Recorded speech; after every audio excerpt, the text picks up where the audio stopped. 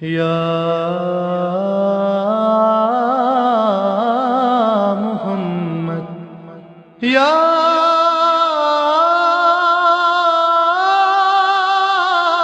محمد یا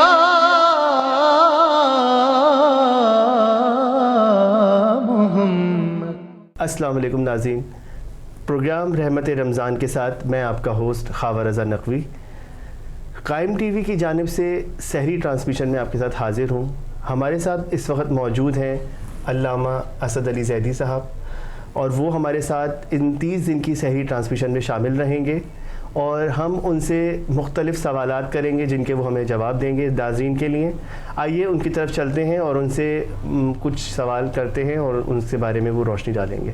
السلام علیکم۔ وعلیکم السلام ورحمۃ اللہ۔ کیسے ہیں آپ؟ الحمدللہ خیریت۔ جی، تو قبلہ میرا آپ سے پہلا جو سوال ہے وہ ہے رمضان کی فضیلت کے بارے میں، آپ کچھ ہمیں بتائیے پلیز۔ دیکھیے، ماہ رمضان ماہ مبارک یہ اللہ کا مہینہ ہے اور اسے شہر اللہ کہا جاتا ہے، اور کئی افضل مہینے ہیں۔ قرآن میں خدا یہ کہہ رہا ہے کہ اللہ کے نزدیک جب سے زمین و آسمان، یوم خلق السماوات والارض، جب سے زمین و آسمان بنے مہینوں کی تعداد 12 ہے۔ منہا اربعۃ حرم، ان میں 4 حرمت والے ہیں، لیکن ان حرمت والے مہینوں کے ہوتے ہوئے بھی ماہ مبارک رمضان اللہ کا مہینہ ہے، اور یہ اتنا بابرکت مہینہ ہے کہ جسے اللہ نے اپنا مہینہ قرار دیا ہے۔ سبحان اللہ، یہ اللہ کا مہینہ ہے، اور قرآن یہ کہتا ہے کہ یا ایھا الذین آمنوا کتب علیکم الصیام، ہم نے تم پر روزوں کو فرض کر دیا ہے، ماہ صیام کے روزوں کو تم پہ فرض کیا ہے، جیسے تم سے ما سبق قومیں پہ، تم سے قبل جو قومیں گزر گئیں ان پہ، کیوں؟ لعلکم تتقون، تاکہ تم تقوی حاصل کر سکو۔ سبحان اللہ۔ تو یہ تقوی کی حصول کا مہینہ ہے، اللہ نے تقوی کا تحفہ دیا ہے۔ اور جناب امیر سے یہ روایت، جسے شیخ صدوق نے لکھا ہے اپنی کتاب عیون اخبار روضہ میں، جس کے راوی میرے اور آپ کے 8ویں امام سلطان مشہد جناب مولا رضا علیہ الصلوۃ والسلام ہیں، وہ کہتے ہیں کہ میں نے اپنے بابا سے سنا، انہوں نے اپنے بابا سے سنا، انہوں نے اپنے بابا سے سنا، انہوں نے اپنے بابا سے، اور یہ اسی طرح سلسلہ جناب امیر تک جاتا ہے۔ اور جناب امیر کہتے ہیں کہ شعبان کا آخری جمعہ تھا کہ اللہ کے رسول نے مسجد نبوی میں خطبہ دیا، اور خطبے میں ظاہر ہے کہ ماہ صیام بالکل متصل تھا اور آخری جمعہ تھا، تو خطبے میں اس خطبے کو خطبہ شعبانیہ کہا جاتا ہے، اور یہ پورا خطبہ یہ وہ صاحب عصمت نبی کے جملے ہیں جو ماہ رمضان کی فضیلت کو آشکار کرتے ہیں کہ پیغمبر نے کیا فرمایا، یہ کتنا بڑا مہینہ ہے۔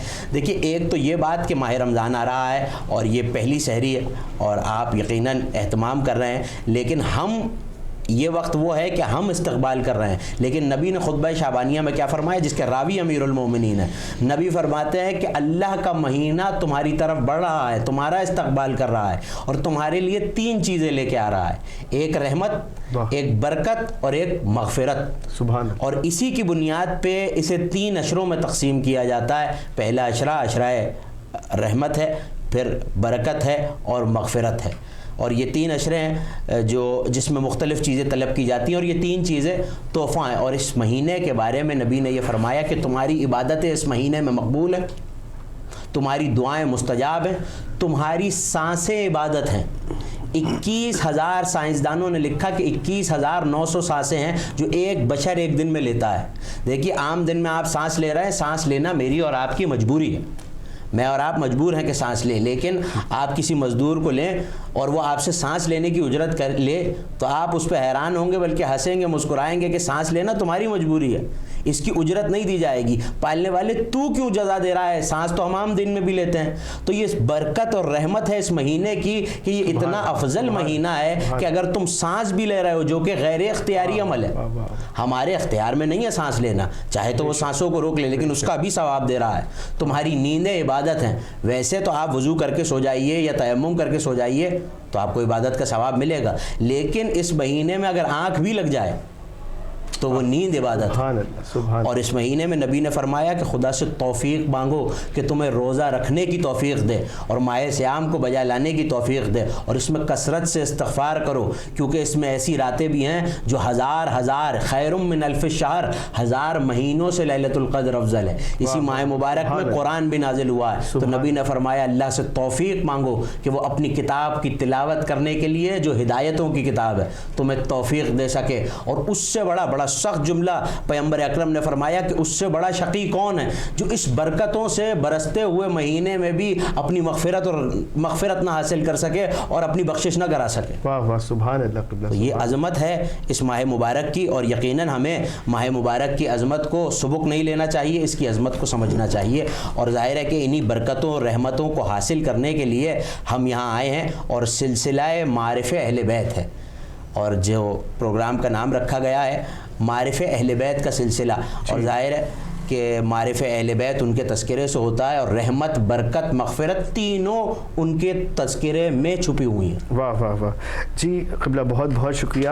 جیسے کہ آپ نے ابھی بتایا کہ ہمارا جو ٹاپک ہے اس سحری ٹرانسمیشن کا معارف اہل بیت, اور اس کے حوالے سے جو آج ہم نے اپنے پروگرام کا آغاز کیا ہے وہ تو ہم رمضان کی کیا کہتے ہیں برکت اور رحمتوں کے بارے میں آپ سے پوچھ لیا. لیکن ہمارا پہلا سوال جو ہے آج کا جو معارف اہل بیت کے حوالے سے ہے, اس پر ہم آپ سے جناب آمنہ جو کہ مادر رسالت ہیں ان کے حوالے سے آپ سے پوچھیں گے کہ ان کے بارے میں آپ کچھ, ان کی زندگی کے بارے میں آپ کچھ روشنی ڈالیں. جی یقیناً یہ گفتگو کا سلسلہ اسی لیے ہے, اور اس سلسلے کو جو نام ہم دیں گے, ظاہر ہے کہ پروگرام کا نام تو سلسلہ معرفہ اہل بیت ہے, لیکن اسی سلسلے کی ضمن میں جو گفتگو ہم کر رہے ہیں یہ سلسلہ معرف امہات المعصومین ہے. بالکل. یعنی معصومین علیہ السلام کی جو والدہ ماجدہ ہیں, جو امہات ہیں, یقیناً پہلے یہ سمجھنا ضروری ہے کہ ماں کون سی ہستی ہے اور ماں کا مرتبہ کیا ہے. جو انسانی ماں ہیں, میری اور آپ کی مائیں ہیں, جو اس معاشرے میں مائیں ہیں, ماں کا بہت اہم کردار ہے بچے کی پرورش میں. اسی لیے نبی نے یہ فرمایا کہ ماں کی جو آغوش ہے وہ انسان کی پہلی درسگاہ ہے. انسان جو سیکھتا ہے, جو زبان ہوتی ہے, اسی لیے میری اور آپ کی زبان کو مادری زبان کہا جاتا ہے. بچہ وہی زبان بولتا ہے جو ماں بولتی ہے. اگر ماں کی زبان شستہ اور شائستہ ہے, بچے کی زبان شائستہ ہوگی. اگر ماں کی زبان خدا نخواستہ خراب ہے تو بچے کی زبان خراب ہوگی. یعنی بچہ وہی لفظ سیکھتا ہے جو ماں بولتی ہے. تو ہماری اور آپ کی مائیں ہمیں ذکر اہل بیت کی تربیت اپنی آغوش سے دے رہی ہیں, اسی لیے ہم ذکر اہل بیت کر رہے ہیں. ہماری زبانوں میں ذکر اہل بیت جو جاری ہے وہ ماؤں کی تربیت ہے. تبھی امام صادق آل محمد نے فرمایا کہ جب کبھی ہماری محبت کی ٹھنڈک اپنے دل میں محسوس کرو, اپنی ماں کو ہزاروں دعائیں دو. یہ ہماری اور آپ کی مائیں جن کی پیروں تلے جنت ہے. تو جو معصومین کی مائیں ہوں گی وہ ذوات مقدسات کیا ہوں گی, وہ مخدرات طاہرات کیا ہوں گی. اور ان سب ماؤں میں سب سے پہلے ظاہر ہے جن کا تذکرہ ہے وہ جناب آمنہ بنت وہب مادر رسالت ماب امینہ نبوت صلوات اللہ وسلام اللہ علیہ. جی تو قبلہ ان کے بارے میں آپ کچھ روشنی ڈالیے. دیکھیے یہ وہ بیوی ہیں, ظاہر ہے کہ کیا عظمت ہوگی کہ جس بیوی کے صدف عصمت سے کائنات کا نبی محبوب الہی. یہ سمجھنا ضروری ہے کہ ہمارے نبی صرف رسول نہیں ہے, صرف نبی نہیں ہے, ہمارے نبی اللہ کے محبوب بھی ہیں. اور محبت کا تقاضا یہ ہے کہ نقص سے محبت نہیں کی جاتی, کمال سے کی جاتی ہے. اور کمالات گنوائے جاتے ہیں, خصوصیات گنوائی جاتی ہیں. تو جس بیوی کے بطن اطہر میں رسول کا نور خدا نے رکھا ہے, اس بیوی کو کتنا طاہرہ مطہرہ بنایا ہوگا. سبحان اللہ. اور یہ میں اور آپ نہیں کہہ رہے, یا یہ خطابت کا اور گفتگو کا مبالغہ نہیں ہے, حاشیہ آرائی نہیں ہے, حدیث موجود ہے. اور میرے اور آپ کے چھٹے امام نے فرمایا کہ یہ وہ بیوی ہیں جو طاہرہ اور مطہرہ تھیں, جن کا نفس طاہر و مطہر تھا. یہ صاحب حشم تھیں, فصیحہ تھیں, بلیغہ تھیں. اور یہ بیوی ان کی کوئی مثال نہیں تھی, اور اللہ نے پورے خطہ عرب میں جس کی کوئی مثال نہ ہو, اور اللہ نے انہیں ایسا جمال عطا کیا تھا جس کی توصیف ہی ممکن نہیں ہے. تو یہ وہ بیوی ہے. اور جناب آمنہ ان کے والد کا نام وہب ہے, اور برہ نام ہے ان کی والدہ کا. اور اعمال جو وارد ہوئے ہیں کتابوں میں, امام صادق کے ہی صحابی ہیں, وہ آئے مولا کے پاس داؤد رقی, اور داؤد رقی یہ کہتے ہیں کہ ہم مولا کے پاس آئے, اور مجھے میرا کوئی مال تھا جو ایک شخص کے پاس تھا, اور اس نے مجھ سے قرضہ لیا تھا. تو مجھے ڈر تھا کہ شاید وہ واپس نہ کرے. کچھ لوگ ہوتے ہیں جو مال لے لیتے ہیں اور کسی وجوہات کی بنا پر واپس نہیں کر سکتے. تو مجھے یہ خوف اور خطرہ تھا اس شخص سے کہ یہ میرا مال واپس نہیں کرے گا. میں نے امام کی خدمت میں عرض کیا, مولا مجھے یہ ڈر ہے کہ یہ مجھے میرا مال نہیں لوٹائے گا. تو امام نے اسے جو عمل بتایا یہ ایک تحفہ بھی ہے رمضان کا ہمارے ناظرین کے لیے. امام نے فرمایا کہ جاؤ، اس وقت مکے میں موجود ہے، کہ جاؤ صحن کعبہ میں جاؤ اور ایک سنتی طواف کرو. اس نے طواف کیا. کہا مولا پھر کیا کروں؟ کہ اسے ہدیہ کرو جناب عبد المطلب کو، اور پھر 2 رکعت نماز پڑھو اور انہیں ہدیہ کرو. ایسے ہی جناب ابو طالب کے لیے طواف کرو، ایسے ہی جناب بنت اسد مادر امیر المومنین کے لیے طواف کرو. اس نے کہا مولا پھر کیا کروں؟ کہ آخر میں جناب آمنہ مادر رسول کے لیے ایک طواف کرو اور 2 رکعت نماز پڑھو، انہیں ہدیہ کرو، تمہاری مشکلیں ٹل جائیں گی. وہ یہ کہتا ہے کہ میں یہ چاروں عمل کر کے جو چلا تو ابھی باب جبرائیل سے باہر آیا تھا، وہ شخص میری امانت لے کے کھڑا تھا کہ تم نے مجھے کس مشکل میں ڈال دیا، لو اپنی امانت واپس لو. تو آج اگر ہم مشکل میں ہیں تو مادر رسالت سے ہم توسل کر سکتے ہیں. اور ظاہر ہے کچھ لوگ ایسے ہیں کہ جو یہ عقیدہ رکھتے ہیں کہ وہ صاحب ایمان نہیں تھے، یا نعوذ باللہ من ذالک والدین رسول ایمان پر نہیں تھے، تو اس کے لیے علامہ مجلسی نے یہ روایت صراحتاً امیر المومنین سے نقل کیا ہے کہ ہمارے اجداد انہوں نے کبھی بتوں کی پرستش نہیں کی، چاہے وہ ہمارے گھر کی بیویاں ہوں چاہے ہمارے گھر کے مرد ہوں. اور اس پہ صرف روایت نہیں، آیت موجود ہے. سورہ مبارکہ شعراء 26واں سورہ ارشاد ہوا وَتَقَلُّبَكَ فی الساجدین، ہم نے آپ کو ساجدین میں رکھا ہے.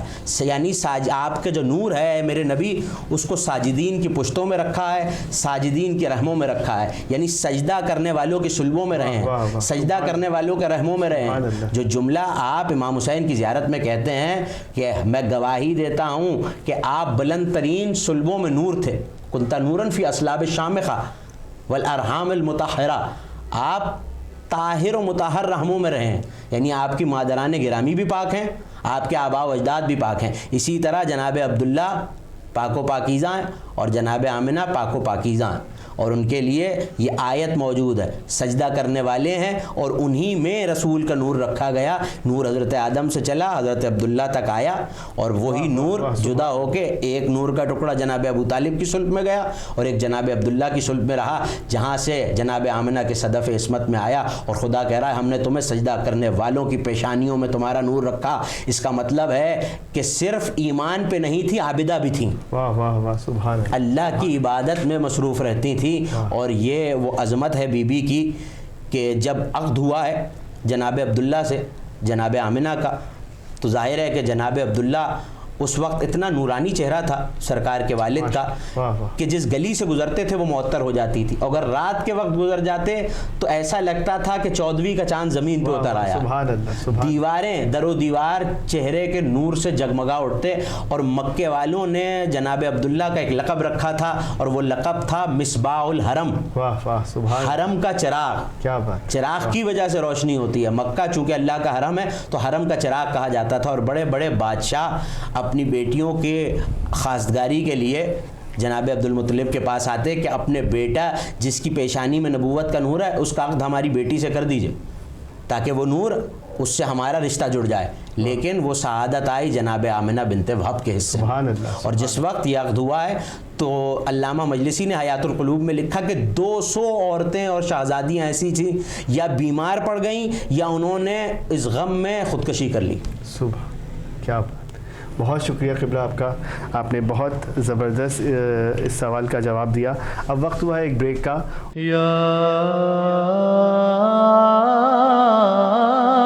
محمد یا محمد حضور ایسا کوئی انتظام ہو جائے، حضور ایسا کوئی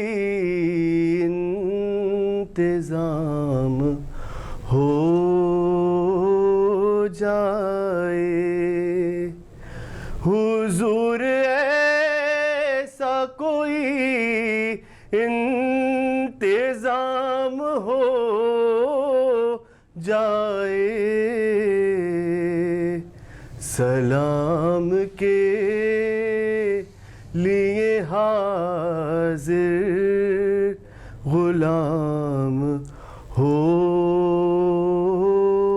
جائے. میں صرف دیکھ لوں ایک بار صبح طیبہ کو, اور نظر سے چوم لوں ایک بار صبح طیبہ کو, بھلے سے پھر میری دنیا میں شام ہو جائے. بریک کے بعد ہم دوبارہ حاضر ہوئے ہیں. قبلہ اسد علی زیدی صاحب ہمارے ساتھ موجود ہیں, اور اب ہم ان سے دوسرا سوال کرتے ہیں. قبلہ بتائیے گا, جناب آمنہ اور جناب عبداللہ کا عقد کس طرح ہوا؟ آپ اس کے اوپر تھوڑی دیکھیے, میں نے جیسے عرض کیا اس وقفے سے پہلے کہ جناب عبداللہ کو مصباح حرم کہا جاتا تھا, اور بڑے بڑے بادشاہ جو ہے ان کی خاصگاری کرتے تھے, اور اپنے بیٹیوں کا رشتہ جناب عبد المطلب سے ان کے بیٹے کے لیے جو ہے وہ خاصگاری کرتے تھے, اور وہ جانتے تھے کہ نور مصطفیٰ صلی اللہ علیہ وآلہ وسلم حضرت عبداللہ کی پیشانی میں اور صلب عبداللہ میں, تو وہ چاہتے تھے کہ نبوت سے ان کا رشتہ جڑ جائے. لیکن ایسے میں اردن میں یہودیوں کی ایک کانفرنس ہوئی, ان کے علماء کا اجتماع ہوا, اور ظاہر ہے کہ وہ نشانیاں جانتے تھے, اور آسمانی کتب میں پیشن گوئیاں موجود ہیں کہ کائنات کے نبی تشریف لائیں گے اور ایک آخری نبی آئے گا, اور اس کی یہ نشانیاں ہیں. تو ظاہر ہے کہ نشانیاں قریب آتی جا رہی تھیں, اور انہوں نے کتابوں میں پڑھا, تو انہوں نے یہ فیصلہ کیا گروہ بندی کی کہ ہم یہ جس لڑکے کے جس جوان کی پیشانی میں یہ نور نظر آتا ہے اسے قتل کر دیں, جناب عبداللہ کو یعنی قتل کر دیا جائے, تو ظاہر ہے کہ نور نبوت نہیں آئے گا. لیکن خدا یہ کہتا ہے کہ اللہ اپنے نور کو تمام کر کے رہے گا, لو کرے حل کافرون, چاہے کافر اس بات سے کراہت ہی کیوں نہ کریں. تو یہ تو خدا کا منصوبہ ہے, اس کے حبیب کے نور کو تو آنا ہی آنا تھا. ایسے میں منصوبہ بنا, وہ آئے اور مکے میں آ کے رہنے لگے, اور دیکھتے رہتے تھے. لیکن جناب عبد المطلب چونکہ سردار مکہ تھے, اور بنی ہاشم کا ایک دبدبہ اور روب تھا, تو ظاہر ہے اس کی وجہ سے وہ کوئی غزن اور کوئی ضرر نہیں پہنچا سکتے تھے. لیکن ایک دن جناب عبداللہ شکار کو چلے, انہوں نے وادی میں اکیلا پایا تو ایک مرتبہ ہجوم کیا اور گھیر لیا. ایسے میں جناب وہب اسی وادی میں شکار کھیل رہے تھے, انہوں نے دیکھا کہ ملائکہ آسمان سے اتر رہے ہیں اور اسلحہ لے کر سرکار عبداللہ کے لیے جو ہے ان کی پشپنائی اور ان کی مدد کر رہے ہیں اور ان کا تحفظ کر رہے ہیں. ایسے میں وہ دوڑے جناب عبد المطلب کی خدمت میں آئے اور صحن کعبہ میں آ کے کہنے لگے, اے بنی ہاشم, عبداللہ کی جان خطرے میں ہے, تم جاؤ. اور جا کے عبداللہ کی, ایسے میں بنی ہاشم نے تلواروں کو بے نیام کیا, اپنے اسب باوفاؤں پہ سوار ہوئے, اپنے گھوڑوں پہ سوار ہوئے اور تیزی سے اس وادی کی طرف گئے. اور اب جو پہنچے ہیں بنی ہاشم تو ایک مرتبہ یہودیوں کو قید کر کے واپس لائے ہیں.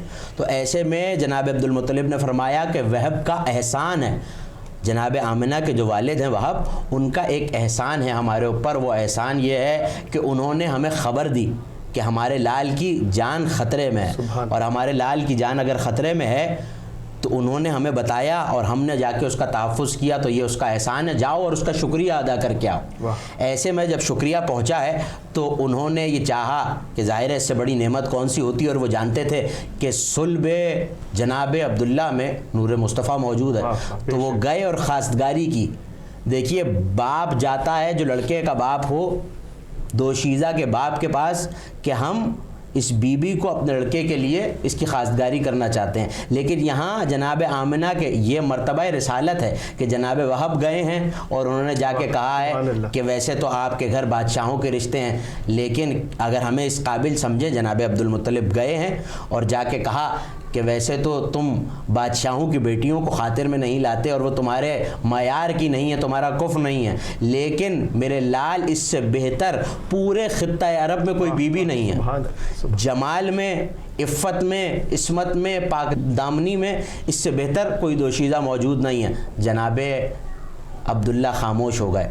ظاہر ہے کہ یہ ادب تھا بنی ہاشم کا, اور اس کو رضامندی سمجھتے ہوئے کہا کل ہم تمہارے گھر آئیں گے. اور جناب فاطمہ جو کہ جناب عبداللہ کی والدہ تھی, ان کا نام بھی فاطمہ تھا, اور جناب عبد المطلب کی زوجہ تھی, وہ گئی اور انہوں نے جا کے جناب آمنہ کو دیکھا, ان کی پیشانی پہ بوسہ دیا اور یہ عقد ہوا. جناب عبد المطلب نے عقد پڑھا, لوگوں کو بلایا, اور ایسے میں 1000 درہم کی مشک و عنبر جناب عبد المطلب نے نچھاور کی, اور 1000 درہم کی مشک و عنبر جناب وہب نے نچھاور کی, اور ایسے میں رخصتی ہوئی ہے. اور جو دعوت ولیمہ ہے تو مکے کے گرد و نواح کے جتنے گاؤں تھے, بستیاں تھیں, ان سب کو مہمان کیا گیا, اور 4 دن تک دعوت ولیمہ چلتی رہی. سبحان اللہ. اور ایسے میں صدمے میں ظاہر میں نے عرض کیا کہ بہت سے لوگوں کو یہ تکلیف تھی, تو قتل کے منصوبے بھی بنائے گئے, بی بی پہ حملے بھی ہوئے, بہت سی تفصیلات ہیں جو ظاہر ہے کہ پوری سیرت اس کم وقت میں بیان نہیں کی جا سکتی. بہت شکریہ قبلہ. اچھا قبلہ, میرا ایک دوسرا آپ سے سوال یہ ہے کہ مادر رسالت کس سن میں اس دنیا سے گئی ہیں؟ دیکھیے, جہاں تک تاریخ کا معاملہ ہے تو اس وقت جو نبی کی آمد ہے سرکار دو عالم کی اس دنیا میں, وہ عام الفیل کا سال ہے. عام الفیل کا سال یعنی جس سال ابرہہ اپنے ہاتھی لے کے آیا, فیل عربی میں ہاتھی کو کہتے ہیں, تو وہ جو پہلا سال تھا جہاں سے عام الفیل شروع ہوتے ہیں, وہی سال تھا کہ رسالت مآب اس دنیا میں. ہمارے ہاں روایت 17 ربیع الاول کی ہے, علماء اہل سنت کے ہاں روایت 12 ربیع الاول کی ہے, لیکن یہ قریب قریب ہی ہے. جو بھی ہے تاریخ, اس سے ہمیں غرض نہیں ہے کہ تاریخ کیا ہے, لیکن ہمارے ہاں جو علماء امامیہ نے نقل کیا, ہمارا اتفاق 17 ربیع الاول پر ہے, اور 17 ربیع الاول عام الفیل والے سال آئے ہیں. اس سے پہلے سالوں کی گنتی جو ہے وہ مشکل ہے, اس سے پہلے قبل العام الفیل گنے جاتے تھے سال, اور آئے ہیں. تو تاریخ یہ کہتی ہے کہ ابھی 4 برس یا 6 برس, 4 برس سن مبارک تھا یا 6 برس سن مبارک تھا, چونکہ بابا جناب عبداللہ, کچھ روایتوں میں ہے کہ ابھی آئے کچھ دن ہوئے تھے نبی کو دنیا میں, کچھ میں یہ کہ آنے سے پہلے ابھی صدف عصمت جناب آمنہ میں رسالت مآب موجود تھے کہ وہ دنیا سے چلے گئے, اور جناب آمنہ اس وقت دنیا سے گئی ہیں جب نبی 4 برس کے ہیں. اور جناب عبداللہ کی قبر مدینے میں اس خانوادے میں تھی جو کہ جناب آمنہ کا خانوادہ ہے, اور وہ وہاں جاتی تھیں. تو اسی رستے میں رسالت مآب کو اپنے شوہر نامدار کی قبر پہ لے کے گئی ہیں تاکہ نبی بابا کی قبر کی زیارت کریں. وہاں سے واپس آتے ہوئے ایک مقام ہے جسے مقام ابوا کہا جاتا ہے, جو مدینے اور مکے کے درمیان ہے. نبی نے جب صلح حدیبیہ کیا اور عمرے کے لیے گئے ہیں, حج نہیں کرنے دیا گیا, عمرہ کیا, تو اس لیے وہاں سے جب آئے تو نبی قبر پہ گئے اور قبر پہ گریہ فرمائے, اور نبی کو دیکھ کر اصحاب باوفا نے بھی گریہ کیا. جناب آمنہ کی قبر مبارک پہ گریہ کیا, اور نبی نے کہا کہ میری ماں میرے لیے رحمت ہے.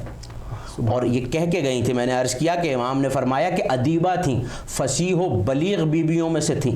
تو تاریخ خمیس علامہ دیار بکری علماء اہل سنت میں بہت بڑا نام ہے, انہوں نے وہ اشعار نقل کیے ہیں جو بی بی کی زبان مبارک سے صادر ہوئے ہیں. اور آخری جملہ, ظاہر ہے کہ اشعار طویل ہیں, لیکن ایک جملہ ایسا ہے جو بی بی کی عظمت کو بتانے کے لیے ان کی اپنی زبانی کافی ہے. بی بی نے آخری لمحات میں یہ فرمایا تھا مقام ابوا پہ, جب رحلت اور وفات قریب تھی, فرمایا کہ ہر حی کو موت آنی ہے, اور ہر جدید چیز پرانی اور بوسیدہ ہو جائے گی, اور ہر کثیر بکھر کر پھیل جائے گا. میں تو اس دنیا سے جا رہی ہوں مگر میرا ذکر باقی رہے گا, چونکہ میں ایک ایسا طاہر و مطہر بیٹا چھوڑ کے جا رہی ہوں جو اللہ کا رسول اور اس کا حبیب ہے. یعنی بی بی نے یہ بتا دیا کہ جب تک میرے بیٹے کا تذکرہ, اور ظاہر ہے کہ نبی کا تذکرہ, محبوب خدا کا تذکرہ قیامت تک ہے, تو جب تک رسالت مآب کا تذکرہ ہے تب تک جناب آمنہ کا تذکرہ باقی رہے گا. اور یہاں ایک روایت جو میں, وہ لوگ جنہیں خدشہ ہے یا سوالات ہے یا جن کے ذہن میں کوئی گنجلک ہے جناب آمنہ کے حوالے سے, تو علامہ مجلسی نے حیات القلوب میں یہ روایت لکھی ہے. اور وہ روایت یہ ہے کہ جب فتح مکہ ہو چکی تو ایک مرتبہ جناب امیر جناب ابوذر اس کے راوی ہیں, کہتے ہیں میں نے ایسا منظر دیکھا جو کبھی نہیں دیکھا تھا. علامہ مجلسی لکھتے ہیں کہ لوگوں نے ابوذر سے پوچھا, ابوذر تم نے کیا دیکھا؟ تو کہا میں نے دیکھا علی کا ہاتھ پکڑ کے اپنی بابا کی قبر پہ گئے. علی بھی ساتھ ساتھ ہیں, ظاہر ہے کہ شہر مدینۃ العلم ہے, مدینۃ العلم ہے, علم کا شہر ہے, تو اس کا دروازہ بھی ساتھ ساتھ ہے. بابا کی قبر پہ آئے, سلام کیا, تو میں نے دیکھا اچانک جناب عبداللہ کی قبر شگافتہ ہوئی, اور جناب عبداللہ اٹھ بیٹھے اور نبی کو دیکھ کے کہنے لگے اشہد ان لا الہ الا اللہ و محمد رسول اللہ, میں گواہی دیتا ہوں کہ اللہ وحدہ لا شریک ہے, اور میرے لال تم اس کے نبی ہو اور آخری رسول ہو. تو پلٹ کے نبی نے پوچھا بابا یہ بتائیے کہ آپ کا ولی کون ہے؟ کہا میرے لال تم بتاؤ. کہ یہ علی آپ کا ولی ہے. سبحان اللہ. اور اس کے بعد اپنی والدہ ماجدہ کی قبر پہ گئے. اسی تسلسل میں جناب آمنہ کے تذکرے میں یہ روایت آپ تک پیش کر رہا ہوں کہ جناب آمنہ کی قبر پہ گئے اور وہیں ایسے سلام کیا, قبر پھٹی, اور ایک مرتبہ جناب آمنہ نے سلام کیا اور وحدانیت کی بھی گواہی دی اور رسالت کی گواہی دی. تو ایک مرتبہ پوچھا اماں کہ آپ کا ولی کون ہے؟ کہا یہی علی آپ کا ولی ہے. سبحان. بتانے کا مقصد یہ ہے کہ گواہی اس وقت نہیں دی نبی ایک پیغام پہنچانا چاہ رہے ہیں، اور وہ پیغام کیا ہے کہ جب میرے ماں باپ میرے وسیع کی گواہی دے رہے ہیں تو پھر میری امت میں کسی کو علی کی گواہی کیسے معاف ہو سکتی ہے، علی کی محبت و ولایت کیسے معاف ہو سکتی ہے؟ جاتے جاتے ہوئے جو نبی کی ماں ہیں، جن کا ایسا مرتبہ ہے کہ جن کے صدف عصمت سے نبی دنیا میں آئے ہیں، انہوں نے بھی کلمے میں اللہ کی وحدانیت کی گواہی دی، رسالت مآب کی نبوت کی گواہی دی، اور ان کے وسیع جناب امیر المومنین کی ولایت کی گواہی دی، اور یہ سلسلہ وفات ہے، ابوا کے مقام پہ ان کی قبر ہے۔ بہت شکریہ قبلہ، بہت زبردست آپ نے ہمارے سوالات کے جوابات دیے۔ اب ہمارے پروگرام کا وقت ختم ہوتا ہے۔ قائم ٹی وی کی سحری ٹرانسمیشن سے مجھے اجازت دیجیے اپنے میزبان خاور رضا نقوی کو، اور انشاءاللہ کل پھر دوبارہ حاضر ہوں گے۔ علامہ اسد حدیث ہمارے ساتھ پھر موجود ہوں گے۔ خدا حافظ۔ محمد یا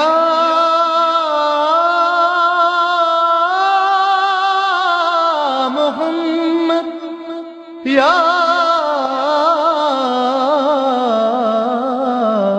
محمد یا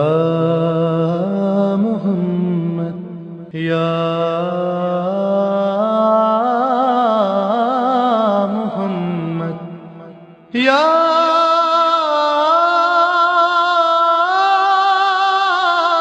محمد یا